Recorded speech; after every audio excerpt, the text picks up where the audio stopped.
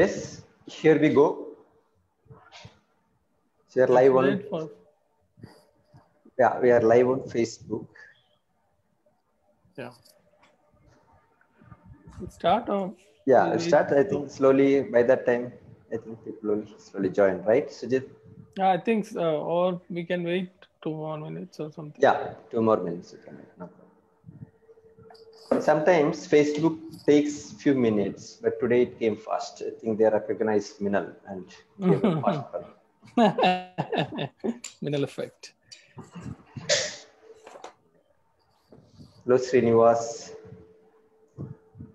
Welcome, Lekha Narayan.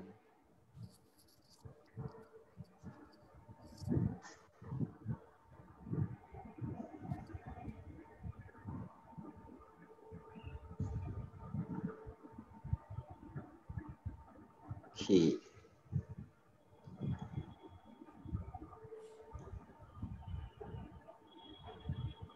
I think people will come through, na? Sujit? We'll start then. Yeah. Okay, yeah. So welcome everyone. Welcome to the 32nd edition of NEET Talks, our weekly presentation.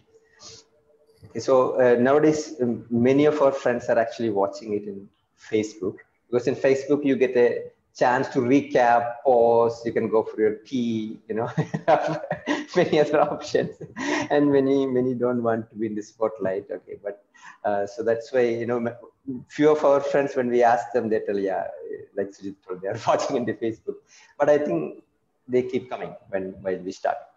So thank you everyone for taking time to join. And today we have our friend Minal Damani. So she actually had participated last year in our national camp, 2019 national painting camp of Narchartu. Okay. And actually many of the artists who have participated in NEET Talks are the ones who have participated in our national painting camps. We conducted 6 so far this year. Unfortunately, because of COVID, we had to shelve that. But the good thing which COVID gave us was NEET Talks. So at least we reached 32 weeks and expect to continue. And with Sujit as the foundational pillar and continue to be, we expect that to continue. Okay. So without much ado, I'll hand over to Minal. As most of you know, Minal is actually graduate, done bachelor's and master's from JJ School of Art, Mumbai, 2000 and 2002 respectively. And she has a host of shows, solo and group shows in various parts of the country and even outside. And I have a long list of awards and other things. Don't want to get through the reading into all those things. But anyway, I think her works will speak for her. Welcome, Minal. Have a great presentation. We all look forward to hear and see your journey as an artist. Thank you.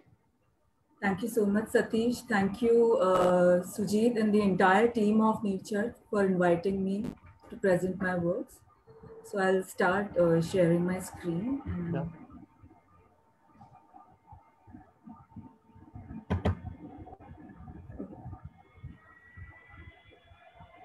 Yeah, it's visible, right? Yes. Yeah. Okay, so I'll start with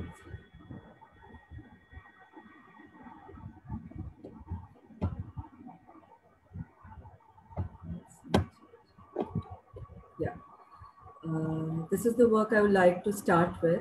This was an assignment from my third year painting.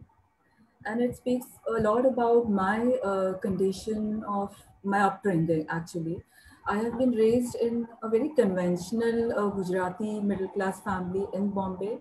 So where that inside the household, there is, no existence of the atmosphere of what we associate with the magical city of Bombay. So it was a very controlled kind of environment where I think major energy, given to a girl child was to excel in the household chores, like how your chapati should be round, how the papadi roast should be complete white without burning, and all. So, and when I started learning art, when I got admission in JJ, it actually opened up my world, And here it was this conflicting worldviews. One of the moment of liberation I felt while studying art, And when you come back home, it's all about those tight grids of rules of a Gujarati family. And I remember I was having this conversation with my mother where the first thing fascinated me when I went to JJ was the household of my friends, where they said that most of my friends' mothers were working women. So that was something I was really thrilled about, and I shared this with my mother that there is this immense possibility waiting like. So this work talks about that, and and I saw myself as an artist who is working in the middle of this tangles of, of the scribbles of everything, of two worlds getting tangled with each other. Yeah, this is around the same time, like third, fourth year. And I liked working with pencils and graphite because it had that minimal feel of, of continuing with just one tool in your hand rather than, just selecting from all the scatterings around yourself. Yeah, this was something that I did, like I think in the early phases of my master's, and again, it's continuation of that same narrative. But here, I started enjoying showing this society and symbol of this groups of ideologies, the circle-like things that is something really unknown to me, the outside world, and it's completely saluted. There's no detail. I don't know. And then there is this cutout of my self image, and that is being woven into this outside world. So this is how I was seeing myself actually.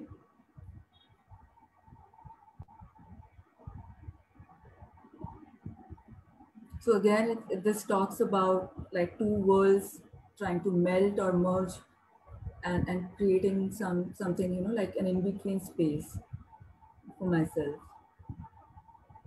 and like being caught up in these two different kind of worlds.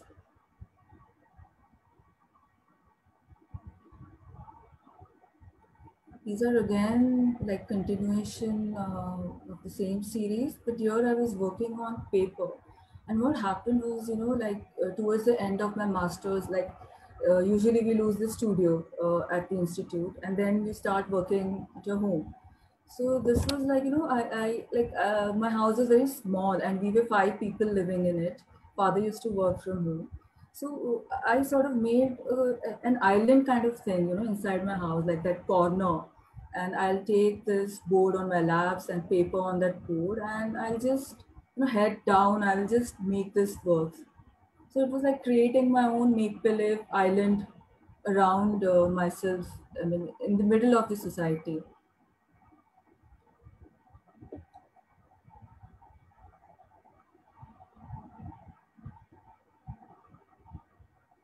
And it also talked about those, like wondrous, unreachable things like skies and moons and clouds, that, and otherwise were surrounded by these household objects, and that are so much about our daily monotonous life.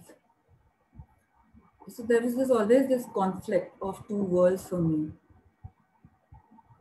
And I really, in my paintings, I thought that I'm trying to coexist both of this world in a singular plane.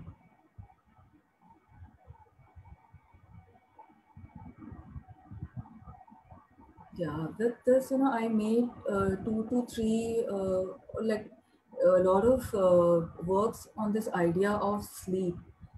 Where after confronting the world, you just go back to yourself to sleep, like in your mother's womb, and the next morning you are again up to confront the world, to battle the world.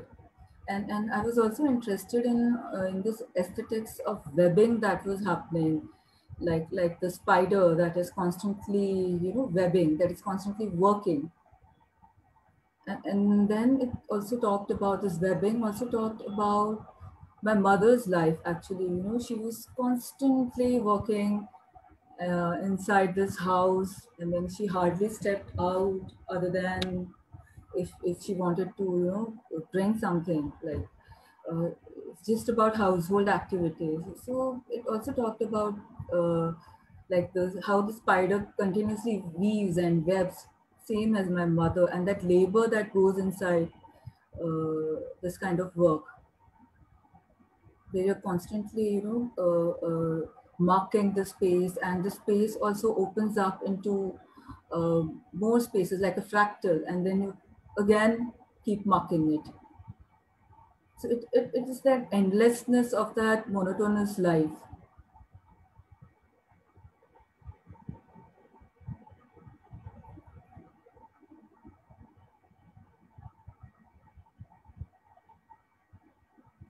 Yeah, these are the works that I did after my master's, after my college. So when I was doing the small works, there was this, need to expand. So I started working with 4x6 feet canvases and 5x7 feet canvases. And my studio was like a mobile studio. Wherever I got the space, if someone says the flat is empty for 2-3 months before they sell, I used to move my canvases there and start working over there. So this is how I finished all these canvases that I'm going to show you. So if you look properly, there is exactly in the center, there is this white mark. Yeah, so that's the profile, like self-image, like how you see in the miniatures, but it is again inverted, like emptying, like a falling world, sort of.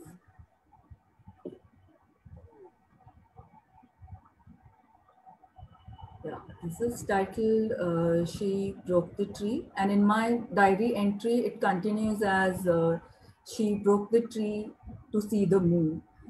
And it was like, breaking that existing huge structure, to break that structure. And there was something about this filling these huge spaces, these black spaces. And then I started feeling that rather than a narrative, these are really becoming like spaces that are collapsing or expanding or falling or growing. It look like etching, no? It look like. Yeah, it's oil, and I don't have the details. Okay. Those days we used to take slides, and Yeah. yeah, so I haven't yet digitized the slides into digital images. Yeah. It also has that, textile feel, completely filled or embroidered kind of thing. And I really used to look a lot of at, a lot of textile works, not for those motifs or designs, but just by this thought that, how thousands of threads are being held together, and how flattened and even world has been spread out, in front of us, very tactile and non-narrative kind of thing. So I was trying to absorb those qualities from textiles, and also from miniature paintings, and trying to fill the spaces. May I ask something? Yeah, Shanti. Is the she you?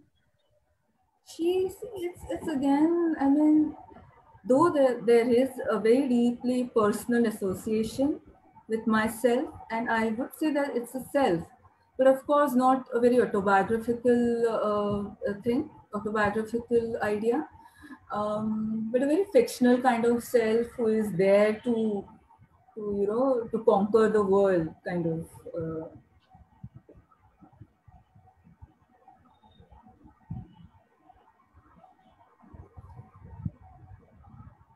And one more thing was like, these forms, I mean, recognizable familiar forms of moon or clouds. For me, these were like marks, I used to take a blob of paint and thick brushes, and just very urgent, in a very urgent gestural manner, I used to fill that.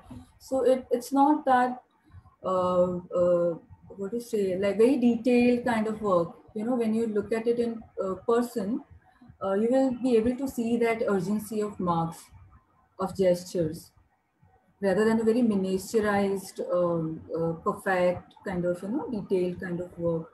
And oils allow you to do that, you know, that with the flesh kind of viscosity kind of thing.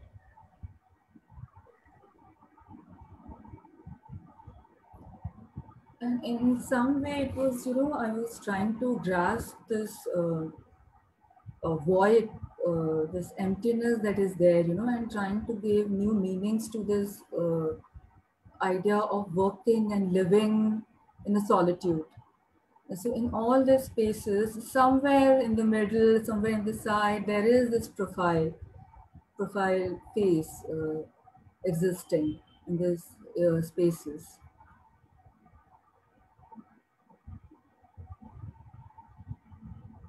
And I was also looking at these gestures of making marks, like healing the time, you know,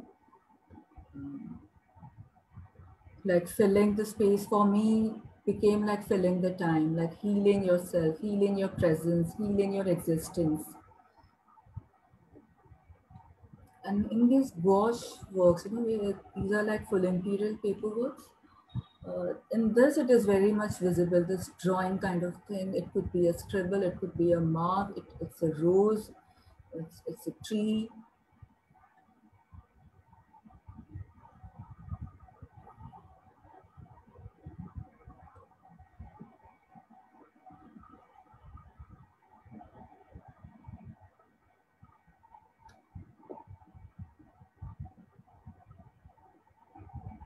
Go a little slow.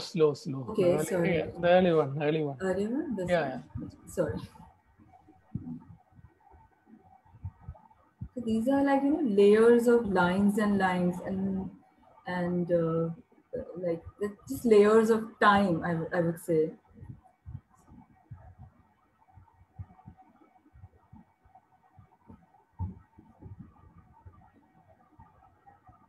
And there's a lot of layering, you know, it's not that I have arrived to these images by drawing those, I mean, forms. I hardly maintain a very detailed sketchbook. I don't do that. So in a very organic way, the forms develop. Shall I ask you something? Yeah, sure. How is the process? If you do you have a whole picture when you start the lines or? No, I don't have a whole picture. In fact, I believe that there is just a sensation I have, like, you know, very intangible kind of thing. Very, I don't know how to describe it. It's some kind of climate, some kind of atmosphere is there. And then, I mean, it takes over, the process takes over. And it just ends not at that point, but somewhere else. Okay, thank you. Okay, this was a series I titled Mom's Collages, and I made around 10 works, 10 to 12 works in this series, all like 10 by 10 inches, very small works.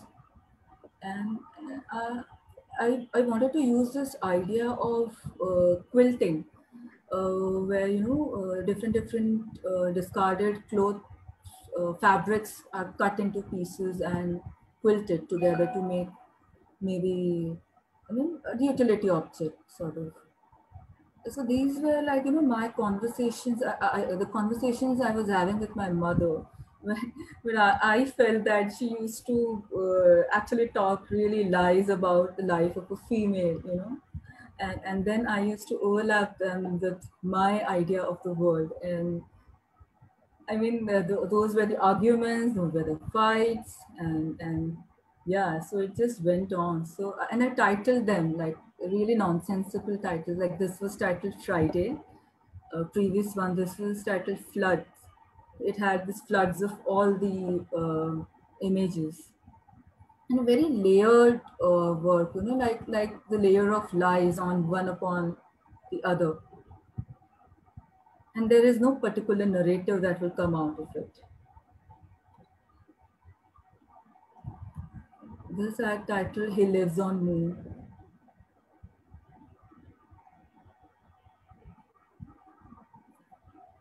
This is titled, I think, Prince.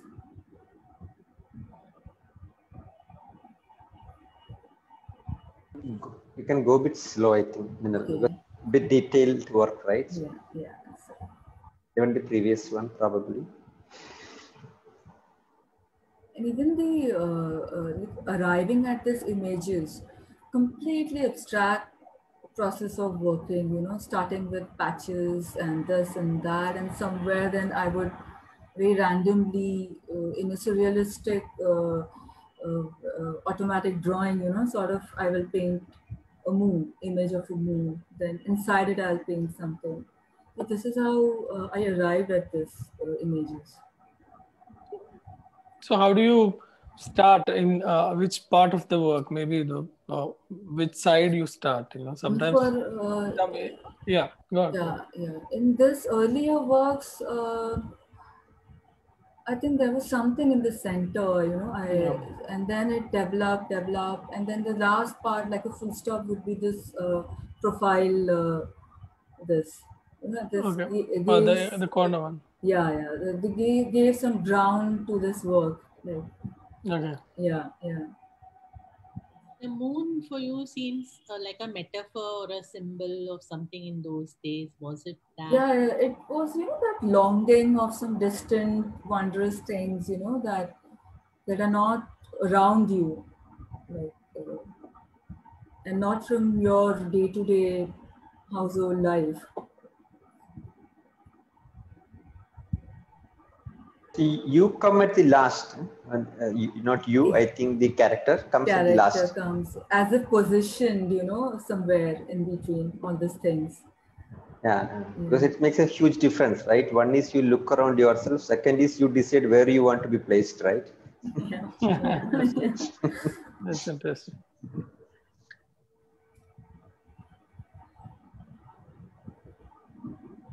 And it becomes really endless, I think I could have again worked on this at the same time, but somewhere it stops, like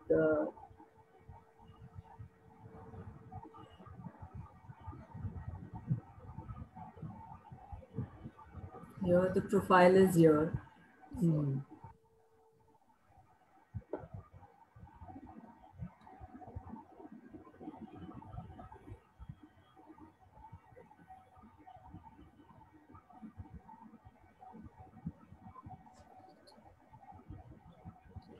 Is there any connection between Arpita Singh's work? You like that? Yeah, a lot. Like, I greatly admire her works. We can see somewhere, the sudden jump. Yeah. The figure, especially the figure. Arpita Singh. Then I also used to look at a lot of Madhubani paintings. Those were like really bold with just pink, yellow, and black. And and then they create that's it.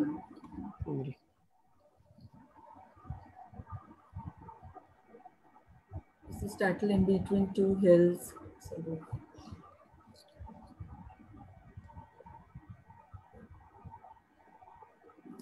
somewhere there was humor, like if you could see, I mean, can you see the pointer? Like, these are like the food items, like, like snack item that, I mean, I had to make for my family at that point of time, and everything was just there, like a quilt,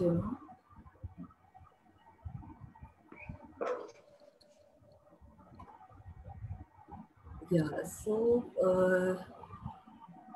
this work is part of my first solo show that I had in Bombay with Gallery Beyond in 2006, early 2006. It was like January 2006. The works I did in around 2005. And here, I had built this, I just wanted to take this idea of filling to extreme. So I made this huge canvases where I was making this make-believe world, like making clouds, making the seas, making the stars and moons. We'll see that.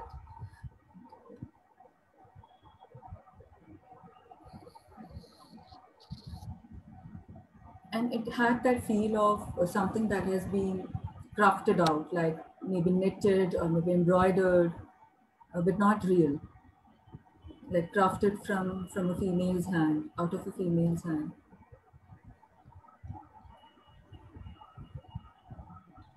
So this was, I imagined it like something has been made, like a knitted, and then I'm taking the thread back. So these holes that are appearing when you just take out the thread from the knitted fabric. Yeah, Shanti. Do you ever think of, because you're talking a lot about quilting, knitting, all things, do you ever think of using with material and doing, these are paintings and drawing? So just a thought. Yeah. At that point of time, I was so fascinated with this possibility in painting that you create something out of nothing. Painting is all about that. For me, it starts like that. You actually create a material out of nothing. So I was really fascinated with that. And at that point, I didn't think that I would actually use a material.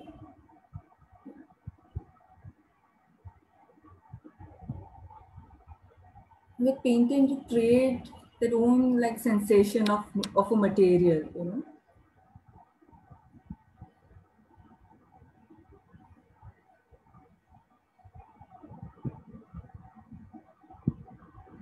This is 4 by 5 feet oil canvas.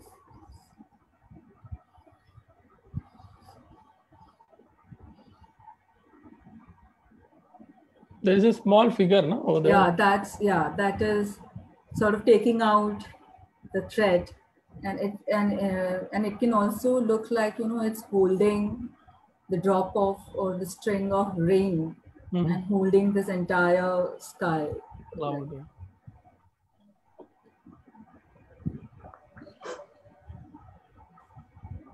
Again, it had lot of layering.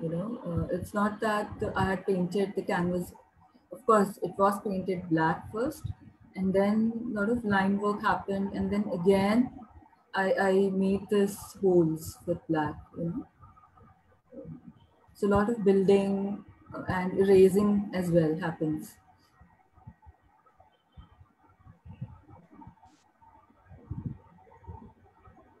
So how long did it take you to complete a canvas? This show, I worked constantly, I was like mad, and there was something in me that I wanted to prove to my family that what is possible, I won't touch any household work when I am like working for my show. I think it took around 7 to 8 months to make all this work, but it was a very intense period. Like I did nothing else. And when I look back, I feel like today it would be impossible for me to work with this kind of concentration that I had. That it was not about speed, but that intensity of concentration and the time spent. So it took you, say, in that kind of intensity, say 10 days for a canvas or 15 days? I work on all the works at a time, so like not all, but of course 4-5 works are going on. And since I was working in oils, it was very important. There's a process of drying, and then only you can make another layer of work on it. So yeah, by the time one layer was drying, I was working on other. So was it like in this period, I'm just getting the feel, and were you going through, some kind of a pain that you needed to protect yourself from, because a small figure and a huge expanse of what do you call, it's a universe which is very big, and it's a small figure there which is trying to grapple with it. Were you facing something around that time? I had this thing in my mind, where there is this vast expanse, and how you might get lost. I have this fear of like walking on a very expansive ground. Maybe I have that with the ground that doesn't have any markings, because living in a city, you are always walking through by lanes and a very guided path. So this kind of openness of space, there was a fear kind of thing. And so there was, and I was also thinking about the spaces as, you know, spaces of hiding, as you rightly pointed out. So this is more like a forest, you know, where you are going to hide.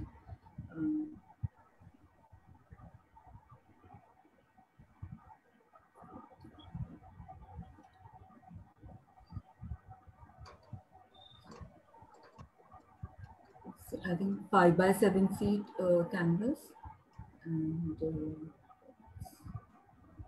I'll show you the detail. It's like this. So there are many holes, and through it you are viewing like one moon, like that the same moon you're viewing it through, you know, different holes, and the image that developed is like a filled kind of a multitude of, you know, like a reflection kind of thing. So I was like this obsessed with filling the spaces at that time.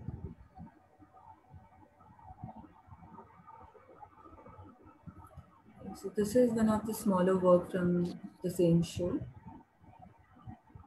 And this was like, again, like painting the background black and then, you know, making this marks of moon and covering that space, making a sea out of it. It was also like counting the every night, you know, that has been passed. Yeah, it's like you're overwhelmed. Yeah. Especially in this work. Yeah. And then in the center there is this mark in person. If you see, it's like a drowning figure, like the face of a drowning person.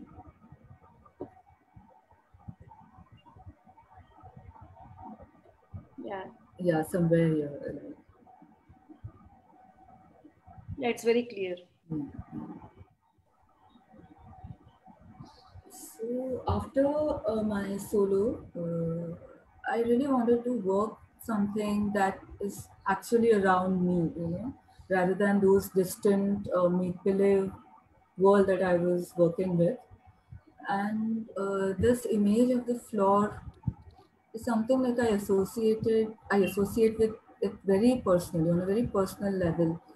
Because, you know, when you work head down and when you think about yourself on an island, though there are family members around you doing their own work, so the only thing I could see was this floor, and this, you know, minute, like this daily activity of mopping and sweeping the floor. You will always find this fallen hair. So I really felt that this is something, you know, I want to talk about, like my daily life. And these floor tiles, these chips are not just marks. This time I had traced, I mean, every single shape. So it's not the abstract mark, you know, it's the actual shape of the floor tile that was there. So it was a very long process, and I enjoy that time that goes on, you know. I like to feel that intensity of time passing.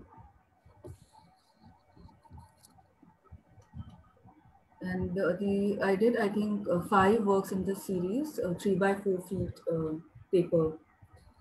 She killed the time. And these are very abstract marks. These I haven't, very from the memory I have drawn this floor chips.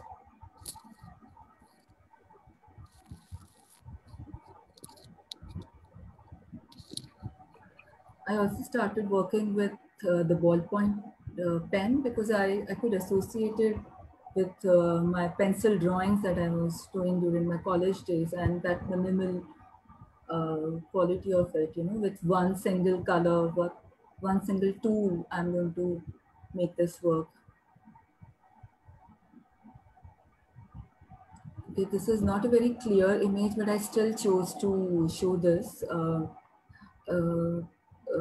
know, it's like I have made the small drawings, like circles of drops, you know, and inside every drop I have written this letter A with the ball pen.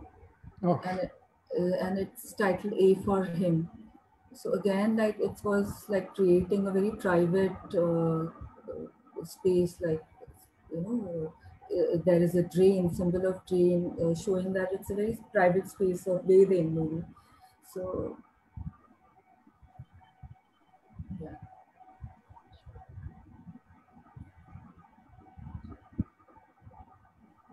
I did a lot of small drawings around that time. Lot of like around 20, 30, 40, I don't remember, but I'm showing you some 5 to 6 images and all the title memory drawings. So it was again like, layering one thing with the other and bringing out these possibilities of viewing the world, not with the singular point of view. And there was some absurd association that could also come out, out of these drawings.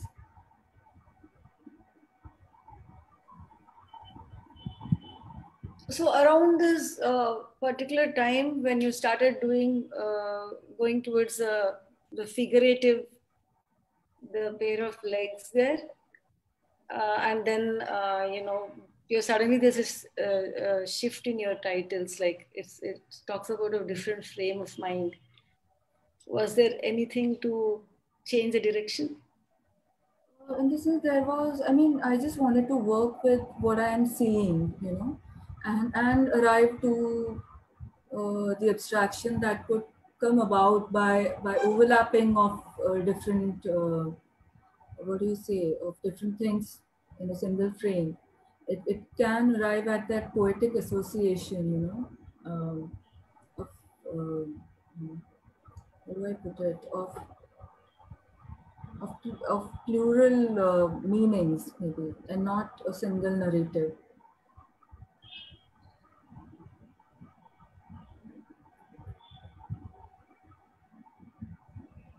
This, it started drying land and not dragging land. So.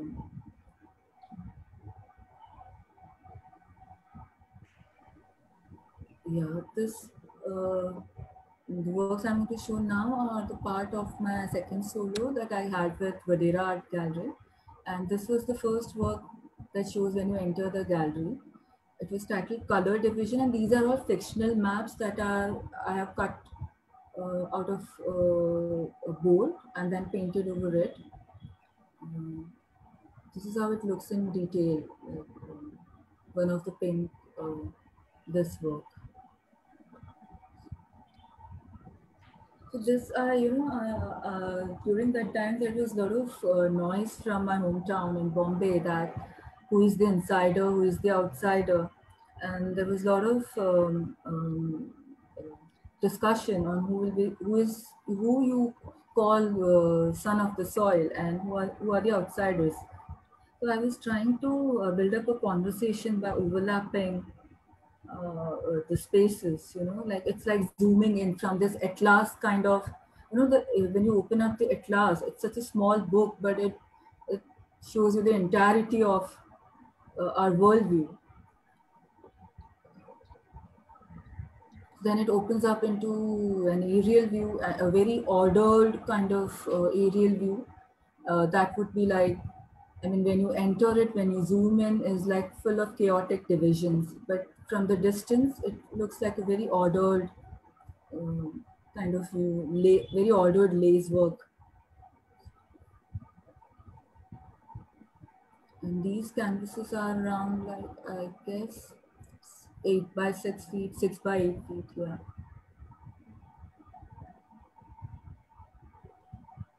So again, the diagram that we see in Atlas of, showing day and night, and transformed it into a floor. So again, there is this juxtaposition of the spaces. And then you start to think, where do you draw the lines actually? So this is again this inside of a house, and that is opening up like a landscape.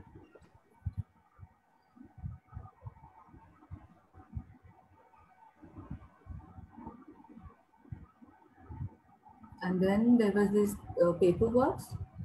So it was like zooming from the atlas to these canvases, to the spaces of home, of outside, and to this, body, like a very personal thing. And again, that opens up like a fractal into a landscape, like I am a rainfall.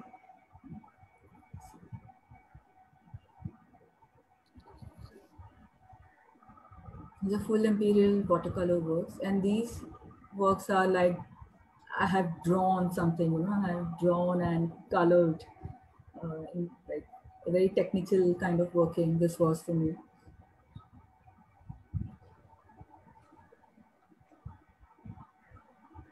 Yeah, so this again has the association with my, you know, my idea about the floor of the land. And I was thinking about it as if I have carried, like I got married and I moved to Baroda.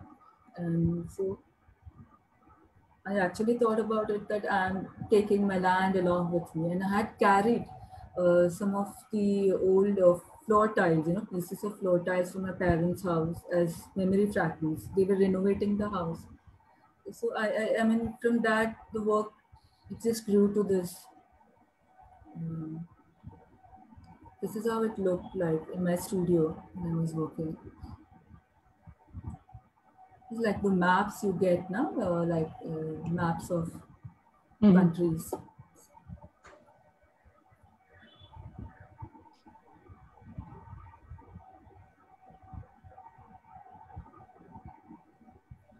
This again, a small water color, it again draws on the same lines that where will you draw the line, you know, between the flower, the water, the stain, where will you draw the line?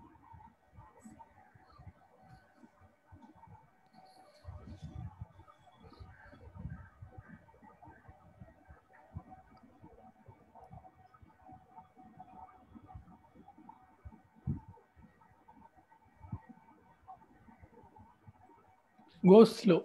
Please sorry. Go slow. I'm so sorry. So sorry. You have seen your work, but we haven't seen your work.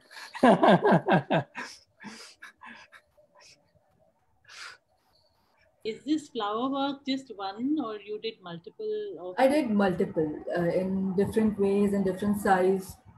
The flower became, you know, that rose that grows. I always felt like it's like an open wound, you know, especially this color. And so I've worked with the idea of stain, of flower petal, of drops falling. And, you know, Minal, this work, when you showed the other day also, what I felt when I saw this, like even a beautiful flower, it can spread like, you know, blood stains to the whole world. Yeah. To be frank, I thought about Buddhism when I saw this. Yeah, I mean, can you just say what about Buddhism? Like not such a nice flower, and okay. Just a nice shaped, but then that also can spill over with blood stains to the whole world. Exactly, and it also can disintegrate, you know. So it somewhere talks about the impermanence of form as well, and form in the sense as our own self, you know. Yes.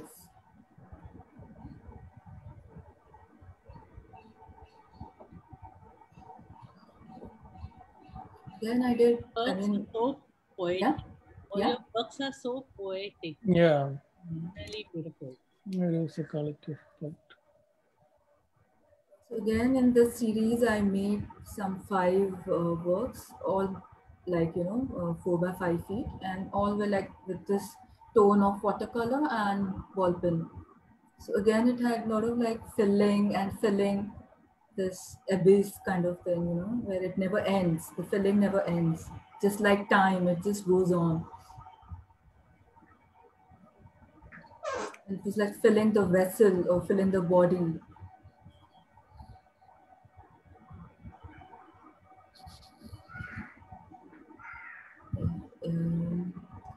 These series are more like, you know, very close to what I am working in this phase of life. Like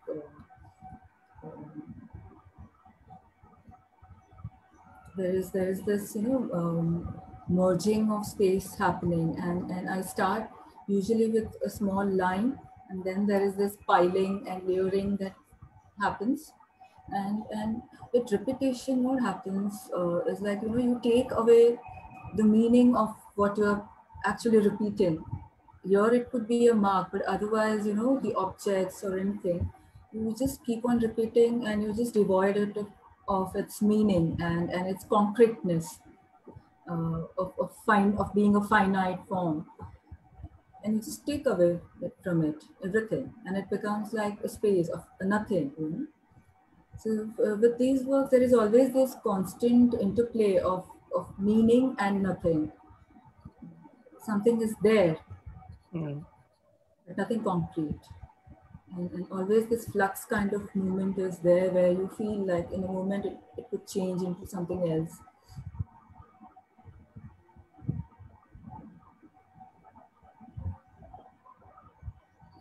And I mean, for this work, you know, I started with one paper, then it grew into other. It was not a planned work that I will make 6 of it.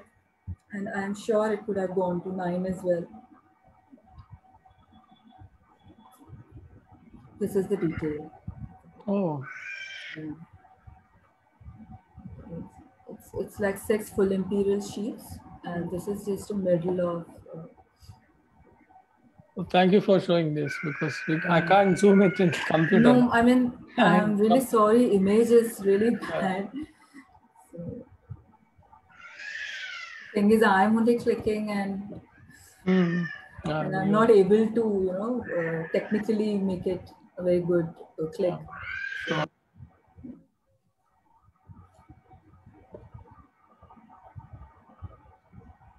So yeah, these were the tile fragments that I was talking about that I had carried to Baroda.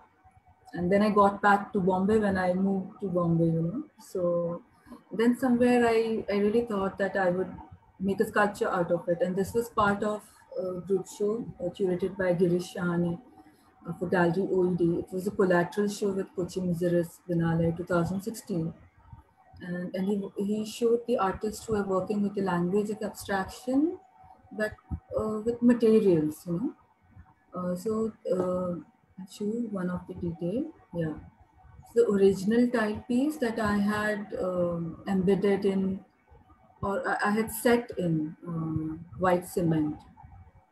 And when it dried, I just flattened it, you know. So it became like, what to say, it became like giving a form to that absent tile, you know. So it also talked about absence or loss, and when, you know, the tiles were made, very fine cracks again appeared. So it's again talked about that fragility of holding something. It's also kind of this wabi-sabi, no? The Japanese. Yeah, exactly. Yeah. Japanese technique. Yeah. So stick them.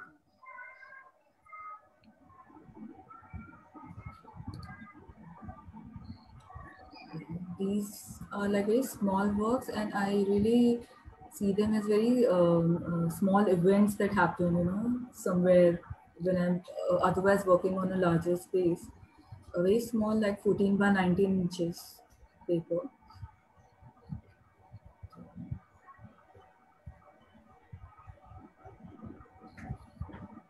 This is the detail.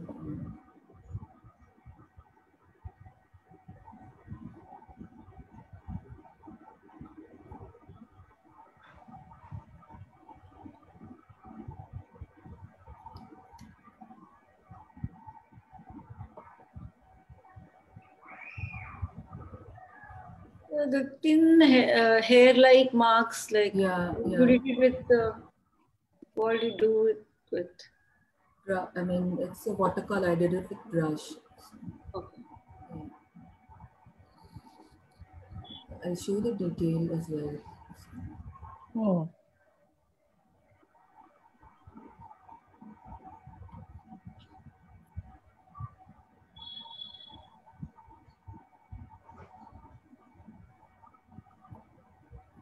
So again, this is a set of 4 full imperial paperworks. Images very bad, but still I like to talk about it. You know, these there are this hair-like, fallen hair-like things that I've painted with watercolor. The lines, similar kind of lines, and then with red ball pen, I have filled the in-between spaces with red ball pen, small lines. And with this work, I was trying to, I think, grapple with or confronting the void again, and this, it's like a daily practice. Like you wake up and you confront the void, you confront the world, you confront the nothingness that is there, and just try to fill it by making marks. And it's like, the paper becomes the time and you fill it with these lines. And then day by day, lines by lines, something appears.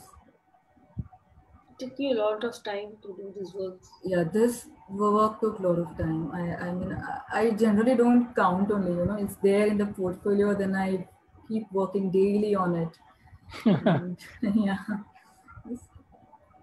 So at night, I put it back into the portfolio. In the morning, I again take it out. There is a question from Ashok Kumar Gopalan.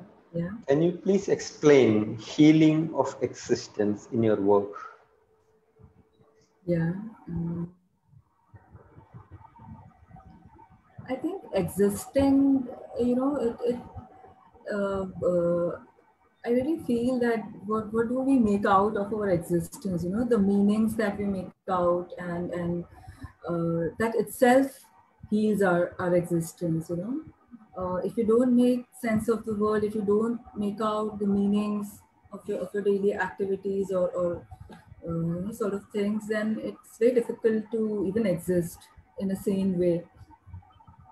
So I think this making out meanings is very important to humankind. Yes, healing of existence. Healing. Yeah. Yeah. I mean, I'll see like what I can say. Yeah. Exact words actually.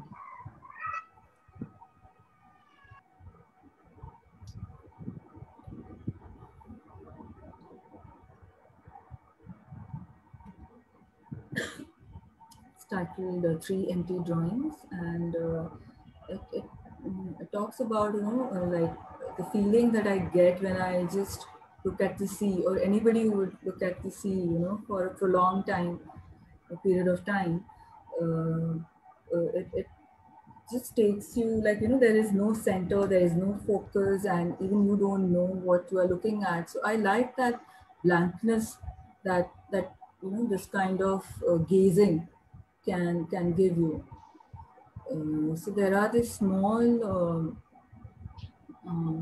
wave-like lines first I made, and then between each line I have put a dot.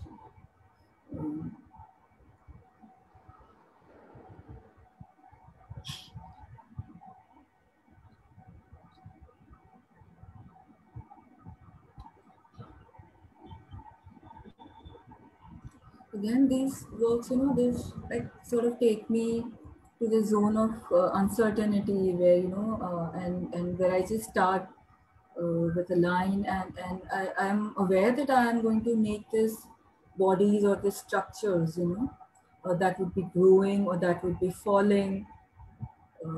That might become stains, might become threads, and all of this. What do you say, that unstable kind of thing, uncertain, unstable. Yeah Shankar. Can you say anything about the use of the color, like in these last few, your more recent work, there's a lot of red. Is it red or pink? I couldn't figure, but it's more towards pink, and it's a beautiful color, but when it sits on white, if it's like very softly done, it would look very beautiful, like, but as I start overlapping it, it becomes that kind of grotesque pink, and I like that feel. It can repulse, you might feel like touching it, and I get that feeling that if I might touch this work, my hands would get stains of the work, or you might not feel like touching it, so that's why I use this color a lot. Like, it gives that grotesque feel when it sits on white.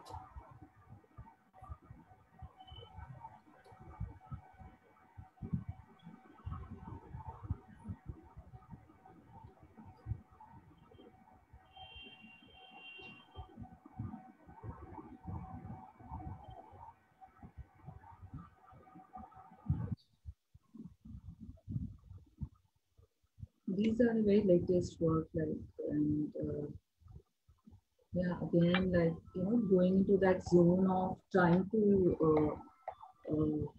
what to say, like, work with this idea of nothing. Like, even for nothing, like, I like this absurdity that comes with this process of image making, when even you say nothing, you are actually working, like, and you are actually making the paper heavy with so many marks, so I like this contradiction, this conflict, this tension that comes with these abstract ideas, and then there is this image.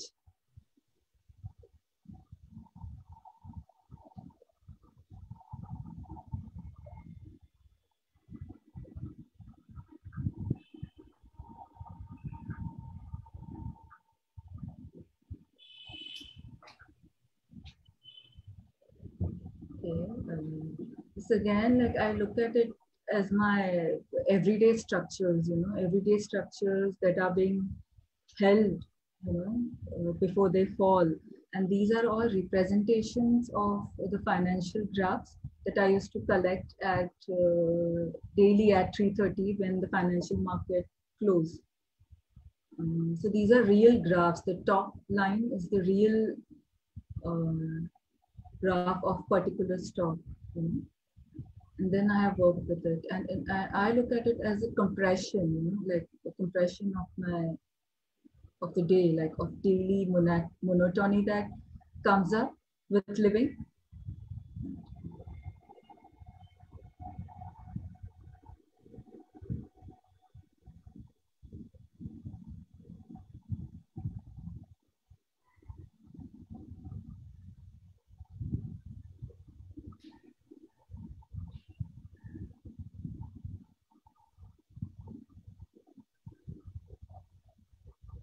It looks like an atlas kind of thing. Looks like it?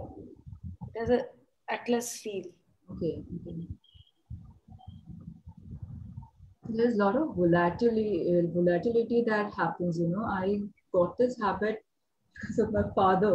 He used to work and he used to watch these graphs, and then, accordingly, the graphs, his mood would also go up and down.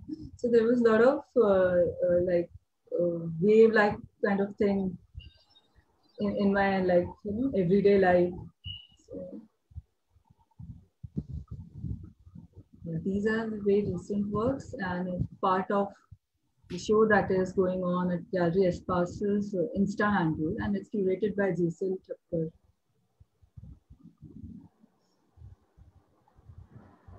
What paper is this? Because you're able to blot it well, and then also. This is Clairefontaine, I guess. So these are cold pressed papers. So cold pressed paper can absorb a lot rather than hot pressed. So, like, I work on Canson, and that's why I have to see the value of the thing. It tends to, Canson tends to bunch a little bit, even the 300 GSM. Yeah, this is 300. It is very textural, this paper, Clairefontaine. Clairefontaine. Yeah. Have you worked it on, Sujit? Like, I got it from. No, I never worked with that paper. It's Mulindra, but now you're not getting it. Now it's Arsh.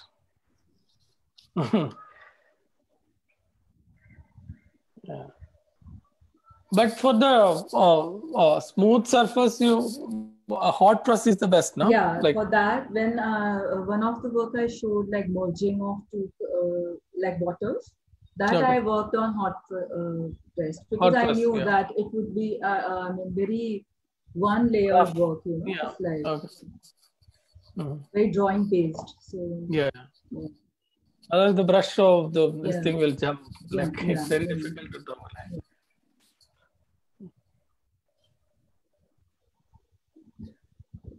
Thank you. Thank you. Thank you for showing. Stop share now. Should I stop share? Yeah. Yeah. But you're on time now. Correct, sharp time. 6 o'clock you finished.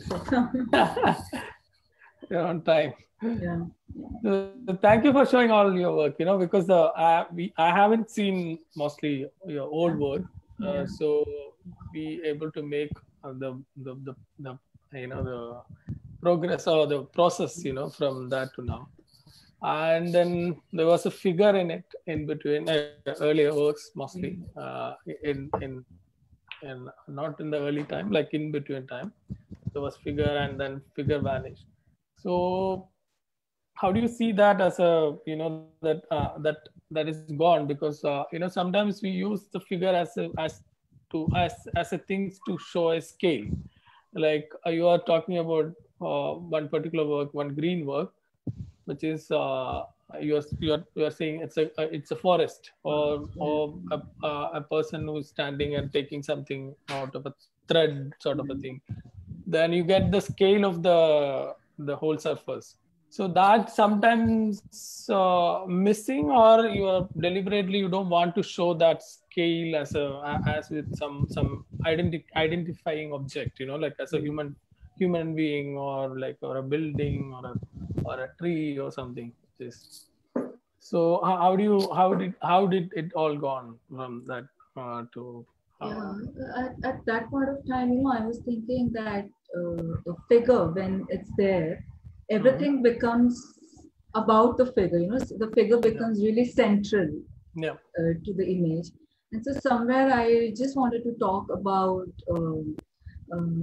spaces rather than about somebody inhabiting those spaces. So that was a reason, and I had actually started that process, by hiding the figure in the spaces, and then gradually I just didn't felt that there should be any ground, any focal point in the work.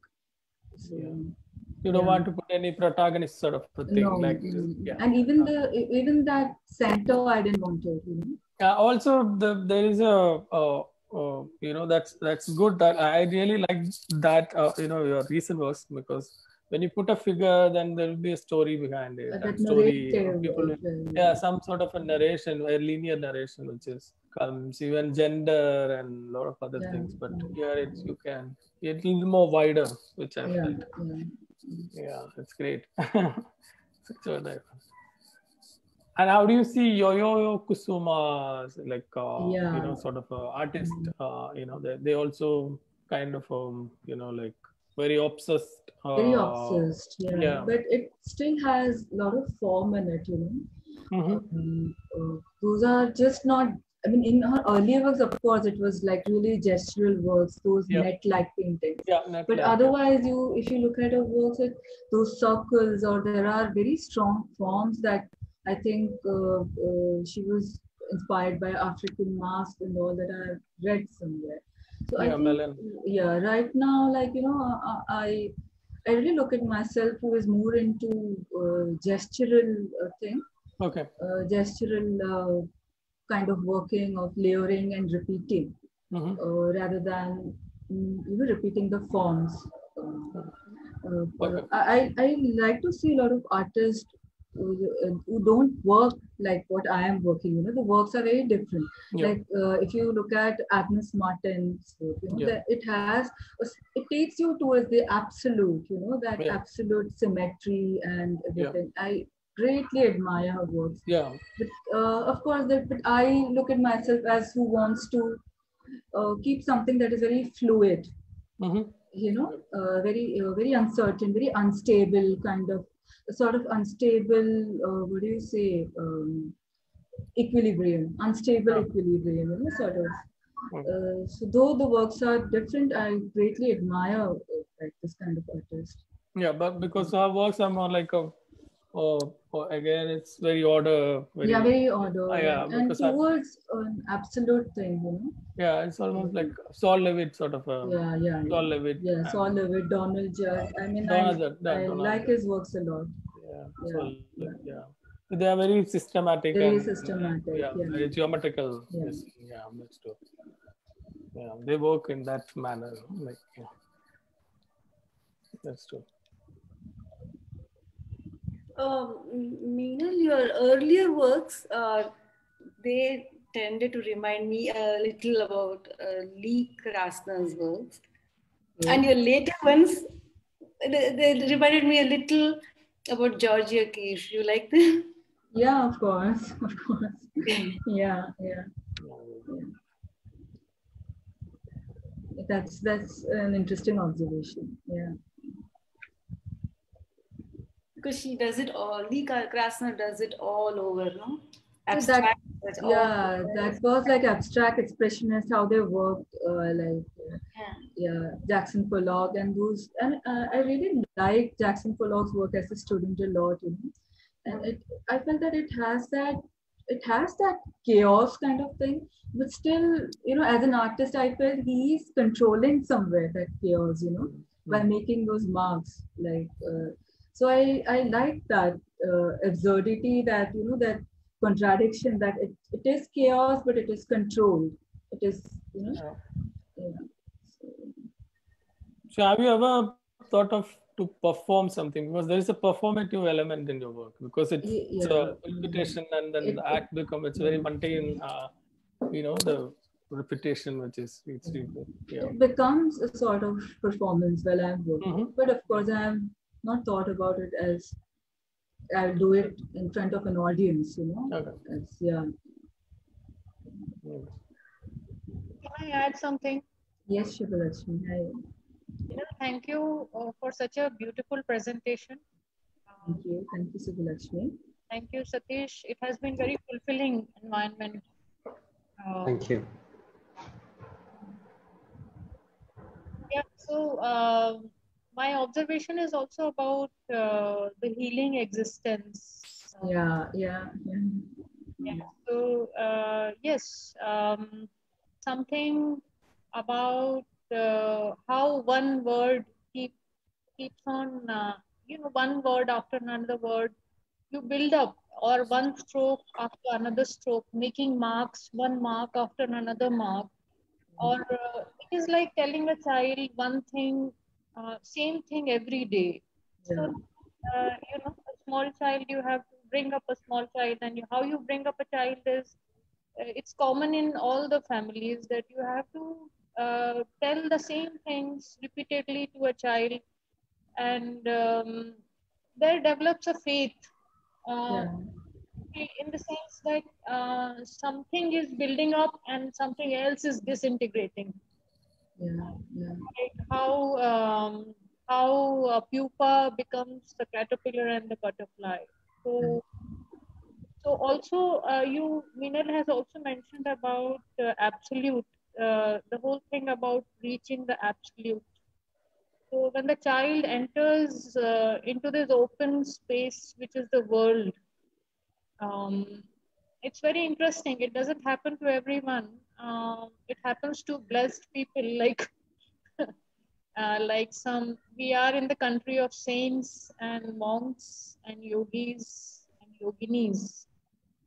So the breaking up of ego, each day you step out into the world, and each day your ego is broken. So then the I diminishes, the I totally vanishes, and that person whose ego is totally vanished reaches the absolute.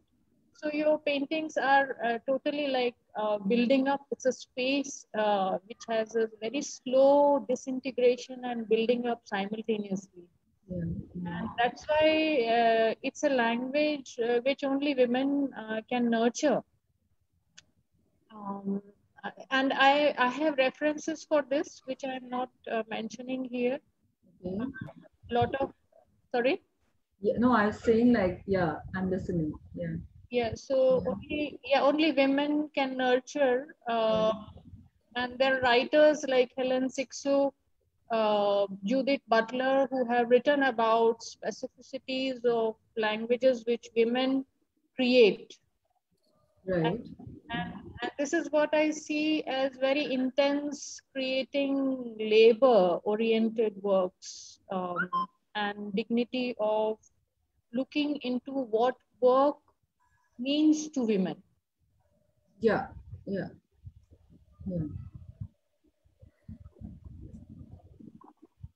Yeah, exactly. And this is what, I used to feel when I used to look at my mother and my aunts, working all the day at home.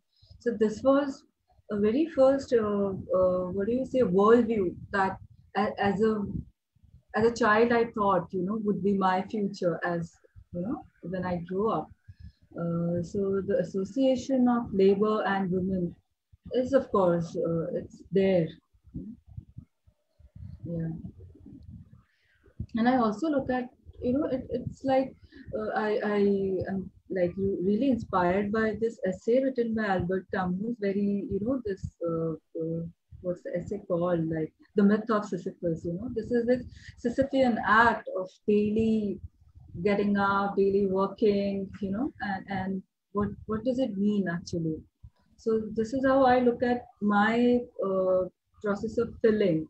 That where the filling itself is the meaning, and it's the image is not going to emerge. It's always going to be that in between amorphous kind of thing. Yeah, myth of Myth of Sisyphus. Sisyphus. Yeah. Sisyphus. The Greek myth. Yeah, Greek god and a lot of feminists have also connected it to women's labor. Yeah. Also because in the mainstream there is a lot of discussion about labor-oriented artwork. Yeah. So, and still women not getting recognition. Right. It's not a joke. It's a very serious issue. Yeah.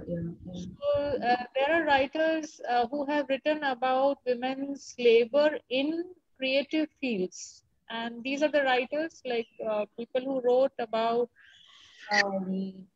feminine creature in language. When we talk about language, there is a certain kind of visual language which you are using. Yeah. So, like you have one of the works is called Teardrops in the Rain. In the river, sorry. Yeah, sure. Yeah. So this kind of language, where the teardrops in the river are never visible. Right. Making something visible in the invisible. That is the work language of women. And that is what feminine literature talks about. So I really feel that I have seen your works in Kochi Biennale, the 3 frames which you showed also. Yeah. 2014, I think. Yeah. And the closer you go to the works, the clearer it becomes. And the whole possibility of distance diminishes there. So that is also very healing. Like you want to keep going closer and closer, and you want to become to make visible these things. So and I have been taking notes. All your titles are with me at this point. And the language, I mean, because I'm a writer, I look at the readable language. So, and also visual language. So in the visual language, how you find yourself in the midst, all of a sudden you find yourself. Right. A crowd. And that moment of encounter, of finding yourself in the crowd, it's very urban and acknowledgement. That much.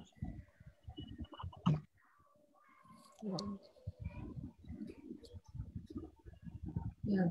Thank you, Subbalakshmi. I need to call you. So.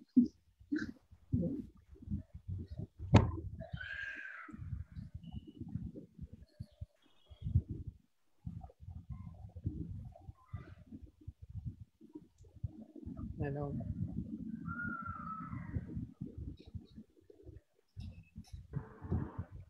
Any other questions, comments? I think we asked question in between the presentation. So we asked question, right? Like in between the presentation, yours, So it's like. I want to ask a small thing, Minal. Yeah. Like you told, like in houses, like women, when they keep their head down, they look at the tiles, and the tiles become something like a memory yardstick, like. So, but then you wanted to carry that tile physically to the later part of life also and do work with that. So, Yeah. what does it mean? Like you want to constantly be remembered, or you like that pain, or what does it mean? See, one thing, I remember was, when you just look at those tiles, it's a very meditative act, actually. I mean, when you just, it's endlessness, it's very meditating. It has that quality. So when my parents decided that they would change the floor tile, I was, I was using actually those images in my works. So I was really worried about those empty floor that's going to come, like somewhere where would I get lost in, with these empty floors now, like a clean white floor maybe. So that was the starting point that I thought that I will keep these tiles as memory fragments and also as references. Yeah, because not as a just as a joke you can take. Yeah. Like someone was telling, like there will be this slum rehabilitation in Mumbai. It seems somebody from Bollywood asked, "Then how will we make films?" Yeah. So I'm just asking, like you have a pain, but then you are you build a portfolio around that. No, pain, of course, is one aspect. It's there, that intense feeling is there, but also that looking at this floor tile is just like looking at the sea or gazing into the sky. It gives that feeling. Just imagine that 12 by 12 feet ka room, and that floor is completely with this marks. So it. I mean, that time I remember it was quite a healing therapeutic exercise where I was just looking at the floor and time, and making sense of the time that's been passing on. So yeah, you always find something interesting in it every day, like sometimes in the mosaic tiles, like we don't have it in our home, but neighbors have it. So when I go to watch TV, I'll see that, and then we make some story out of it, and something like very personal. Granite also had there. I want to add something to which Shubhu Lakshmi was saying.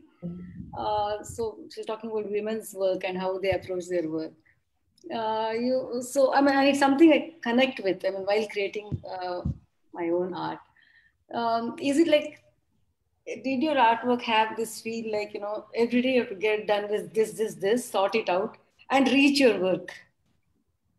So the struggle, daily struggle, reach your work. So that thing, I think all women artists share that. Yeah, of course. So it was seen through your work. When she said it, the thought was crossing my mind that because all those marks, you also had this thought process that, okay, so now I've finally reached here. Let me get some work done here. And so you start the marks. It happens, and I really feel this, imbalance that is there, like in a household, like, female has to start everything right from the thinking of what to make to, I at times I tell my husband that I also need a wife, maybe.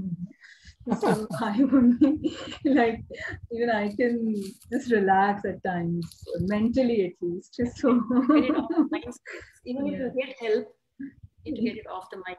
What? I said, even if you get help, in the mind, it occupies the mind space. There's a question in the chat. Can you just go through that? By Ashok Kumar. Aesthetic.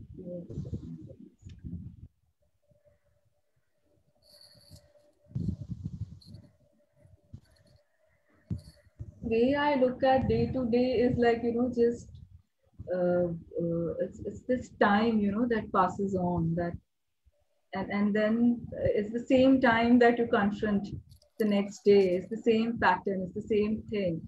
So I think that's this repetition that is there, that's part of life, is what runs through my work, as in aesthetics. Like, and that is how I got this process of repetition in my work, of same moment repeating, days repeating into becoming into months and years, and how time just goes on. So I think it's just that aesthetics of repetition that runs through my work. So, sir, I have a point to add here.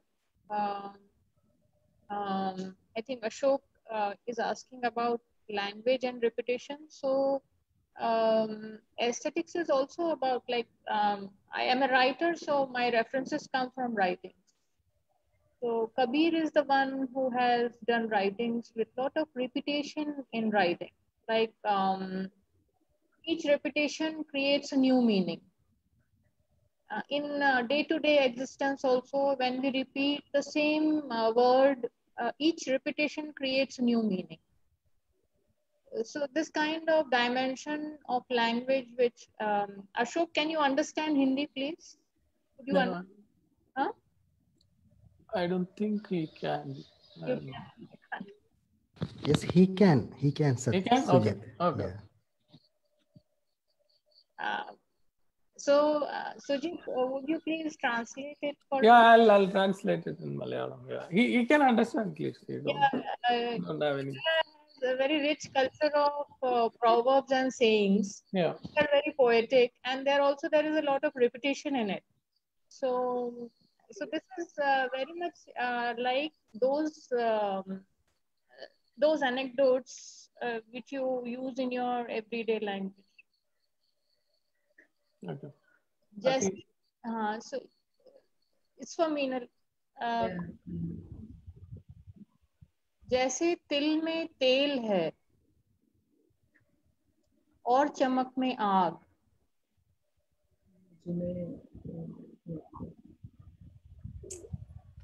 तेरा साईं तुझ में है, जाग सके तो जाग.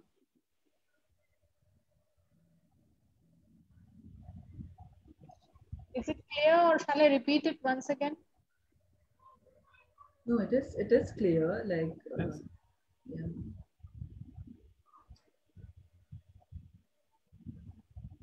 This is from Kabir. Yeah, this is from Kabir.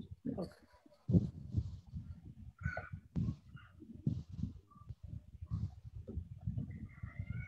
And how he used to write, the loom,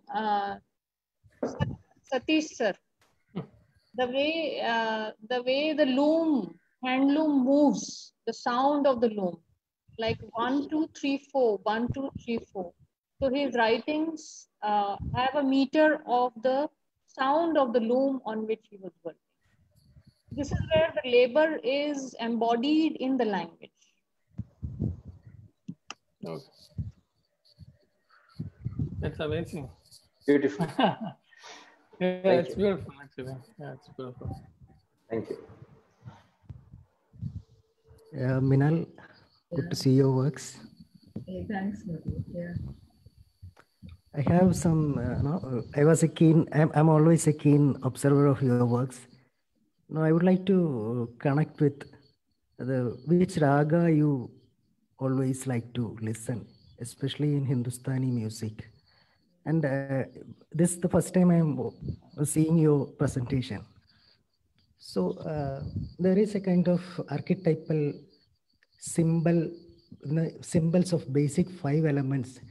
It's you are saying that it's a repetition of everyday practice, and also with minimal representation of basic elements. There is like in the basic symbols like fire, earth, air and water and space. So you are more into air and water. From the continuous flow and spontaneity and the repetition of each moment is there, you are recording, documenting and healing at the same time. So I would like to, I am listening to that music, something is hidden in your all works. So can you tell me if you have any passionate raga or certain kind of daily practice which make you, heal yourself, or you are transferring into your works also? There is no such direct connection but I like to listen to the minimal music by, Philip Glass or Steve Reich, They have this, I don't know what that technique is called, especially Steve Reich, he would start with an instrument, and the same notes, after some time, the other instrument would start playing. So there will be this overlapping of the same notes that happens, that augmentation that happens. So, and somewhere it reaches, to a very intense moment. So yeah, these are the musicians I really like to listen, and of course, Indian classical music. I mean, there's no particular raga that But I would like to connect. When I'm seeing your works, and I'm listening. I'm always keen to observe that what kind of paintings or what kind of artists or what music I am interested to. That's my observation. So I am watching your presentation and all the works. So I felt like some kind of representation of visual representation of Raga Bhupali. Okay. So I know that's my favorite raga. That's maybe I am finding. I am loving your works. I'm very much interested to your work. So I am searching that what is my cause of interest. So I was trying to connect myself to that work. So that's why this question arises. So you can listen to Bhupali next time. Then it is more into air and water, connected with air and water. And it exists only in our forehead. That pulse of raga, it remains only in our forehead. It doesn't go above and it doesn't come below. That is what I felt. So that kind of continuity as a meditative mood is there in your works. Especially you are ready to accept that you are accepting that continuous process. Everyday monotonous works, and it is limited. Works is limited, but with that limitation, you are going beyond the time and space. It's like chanting. It's like a repetition of mantras. So daily routine. So it's a possibility. That's a liberation. What everyone can achieve. So thank you so much. Thank you. So happy to see your works.